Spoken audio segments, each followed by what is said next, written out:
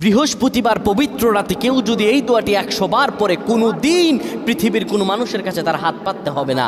পৃথিবীর সব কিছু তার পায়ের নিচে আল্লাহ হাজির করে দিবেন। দারিদ্রতা থেকে মুক্তি দান করবেন, বিপদ আপদ থেকে মুক্তি দান করবেন, তার সম্মানকে সুউচ্চতা দান করবেন, অসুস্থতা থেকে দূরে রাখবেন। আল্লাহর অশেষ দয়া ও রহম তাকে দান করে দিবেন। সুবহানাল্লাহ। বৃহস্পতিবার রাত এটি গুরুত্বপূর্ণ রাত। এই রাত সপ্তাহে একদিন আসে। আরবিতে রাত আগে আসে, দিন পরে আসে। সুতরাং বৃহস্পতিবারের যে দিন গিয়ে রাত, এটি বৃহস্পতিবার রাত নয়, এটি শুক্রবারের রাত, এটি জুমাবারের রাত, এটি দোয়া কবুলের রাত, আল্লাহর কাছাকাছি হওয়ার রাত। সুবহানাল্লাহ। এই বৃহস্পতিবার রাত আল্লাহ তাআলা বান্দার দোয়া কবুল করেন।